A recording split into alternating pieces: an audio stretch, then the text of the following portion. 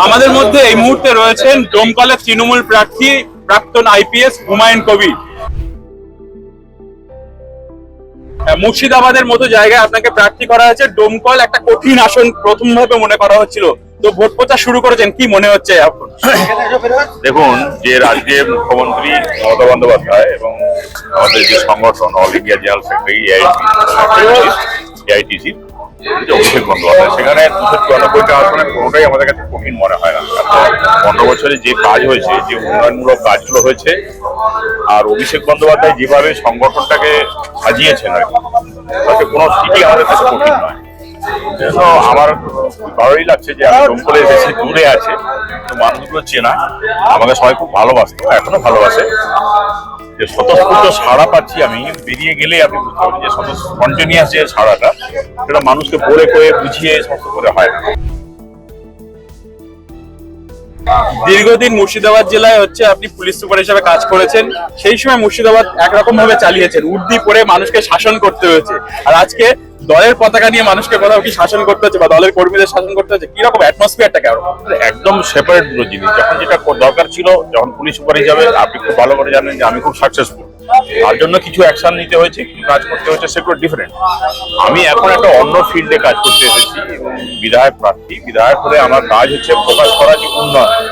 আরেকটা জিনিস হচ্ছে, এখানকার মানুষ যখনই কোথাও বাইরে যাবে, যে আজকে যে বিদ্বেষ ঘৃণার যে রাজনীতি, বিভাজনের রাজনীতি চালু হয়েছে ওটা ভারতবর্ষ জুড়ে, প্রায় দেখা যাচ্ছে যে মুর্শিদাবাদের মালদার পাওয়ার নদীয়ার লোক কি বাইরে মার খাচ্ছে, বাঙালিরা বাংলা কথা বলে মার খাচ্ছে, মেরে দিচ্ছে, তাদেরকে জেলে পুরে দিচ্ছে, তাদেরকে থ্রো করে ডোজারে করে বাংলাদেশের বাইরে পাঠিয়ে দিচ্ছে। যখনই কোথাও হবে আমি প্রতিবাদ যাবো, তখন হলে আমি একদম সেখানে চলে যাব, যেহেতু আমি আইনটা জানি। জন্য সেইখানকার পুলিশকে চ্যালেঞ্জ করবো যে কি করে আপনি করতে পারেন, পুলিশ কেন অ্যাকশন নেবে না? মানুষ মাত্র পুলিশ যদি অ্যাকশনটা কড়া অ্যাকশন নেয়, একটা দুটো ইনসিডেন্টে অটোমেটিক্যালি ওটা ডাউন হয়ে যাবে, কমে যাবে। পরিযায়ী শ্রমিকদের এই যে ধরুন অত্যাচার হচ্ছে, বিশেষ করে বিজেপি শাসিত রাজ্যে বিশেষ করে দেখা যাচ্ছে যে প্রচুর মানুষকে আক্রমণ করছে এবং বিশেষ করে মুর্শিদাবাদ মালদার লোকজনের উপর বেশি আক্রমণ হচ্ছে। কোথাও কি সম্প্রদায় এবং বাঙালি দুটো দেখেই কি আক্রমণটা হচ্ছে? ডেফিনেটলি তার মধ্যে বাঙালি তো একটা আছেই বড় ব্যাপার, আর মুসলমান দেখে দাঁড়িয়ে আছে, টুপি পরেছে, মাথা দেখতে কথাই নেই, পিটিয়ে আমার ছাত্র এমন একটা পরিবেশ তৈরি করেছে যে মুসলমানদের এই দেশের অংশই নয়, তাদেরকে বাইরে থ্রো করে দিতে চাইছে, তাদের ভোটাধিকার কেড়ে নিতে চাইছে। আপনি দেখুন, আজ মুর্শিদাবাদ জেলায় 11,01,000 হচ্ছে আপনার এতে ফেলে দিয়েছে, অ্যাডজুডিকেশনে ফেলেছে, 22টা সিট আছে। আর মালদাতে প্রায় 8,50,000 করেছে মালদাতে, এইটুকু ছোট জেলা, সেখানে 8,42,000 মানুষকে অ্যাডজুডিকেশনে ফেলেছে। উত্তর 24 পরগনায় ফেলেছে প্রায় 6.5 লাখকে, দক্ষিণ 24 পরগনায় 5 লাখকে, বীরভূমে পড়েছে 3.5 লাখকে, উত্তর দিনাজপুরে 4,90,000। আপনি ভাবতে পারেন যে এইটুকু জেলাতে, যেগুলো জেলা এখানে বিশেষ করে মুর্শিদাবাদ এবং মালদা জেলায়, এখানে চাইছেই না যে মানে একদম মুসলমানদের বাইরে বার করে, পারলে মানে আজকে ধরে নিয়ে গিয়ে বাংলাদেশ পার করে দিয়ে আসে। তো এটা তো আমরা হতে দেবো না। এই এসআইআর এর বিরুদ্ধে আমরা লড়বো, মাঠে নেমে লড়াই করেছি, ডায়াস করেছি, সমস্তভাবে করেছি, এবং আমরা এখন চ্যালেঞ্জ নিয়েছি, সুপ্রিম কোর্টে গেছি। আমাদের এখন একটাই বড় চ্যালেঞ্জ, যে নামগুলো ডিলিট হয়েছিল সেই নামগুলোকে আবার ফিরিয়ে নিয়ে আসা। তবে যাদের যে কিছু নাম হয়তো বাদ পড়ে, তাও বাদ থেকে যেতে পারে, আমরা হার্ড অ্যান্ড সোল চেষ্টা করার পরও, কারণ সময়টা কম। যে প্রসেসটা এসআইআর এর প্রসেসটা 1.5 বছর 2 বছর ধরে করা উচিত, সেটাকে করতে গেছে 3 মাস। যা হয়েছে ম্যাসাকার এআই দিয়ে করেছে, এটা ম্যাসাকারটি হয়েছে, এখন সেটাকে কোনোভাবে রিপেয়ার করা যাচ্ছে না। যাদের নাম বাদ পড়বে, আমরা ইলেকশনের পরেও তাদের নাম তোলার জন্য সর্বোচ্চভাবে চেষ্টা করে যাবো। সুপ্রিম কোর্টও বলেছে যে একবার নাম বাদ পড়া মানে পরবর্তীকালে যে নাম আসবে না তা কিন্তু নয়। আরো একটা বিষয়, এবার নির্বাচনের আগে যেটা দেখা যাচ্ছে, কমিশন খুব ইচ্ছাকৃত ভাবে, যেটা অভিযোগ করা হচ্ছে তৃণমূলের তরফ থেকে, কমিশন খুব ইচ্ছাকৃত ভাবে এই বাংলার আইপিএস এবং আইএস যারা প্রশাসনটা চালাচ্ছিল তাদেরকে ভিন রাজ্যে ট্রান্সফার করে দেওয়া হচ্ছে, এবং বাইরে থেকে অন্যান্য অবজারভার হিসাবে এবং দায়িত্বে বিভিন্ন অন্যান্য রাজ্যের আধিকারিকদের নিয়ে আসা হচ্ছে।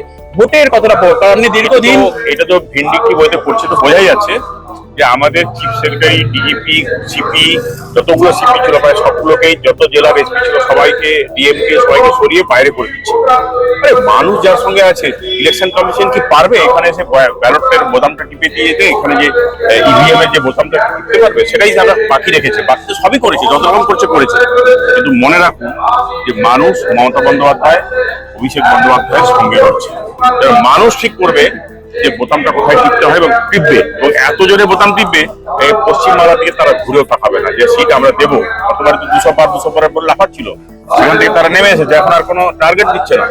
কিন্তু যে দ্রুততার সঙ্গে এবং যে সুন্দর সুষ্ঠুভাবে মানুষ আজকে তৈরি আছে, প্রিপেয়ার রেডি, তারা বিজেপির বিরুদ্ধে এই বিভাজনের ঘৃণার বিদ্বেষের নীতির বিরুদ্ধে তারা ভোট দিতে তৈরি আছে।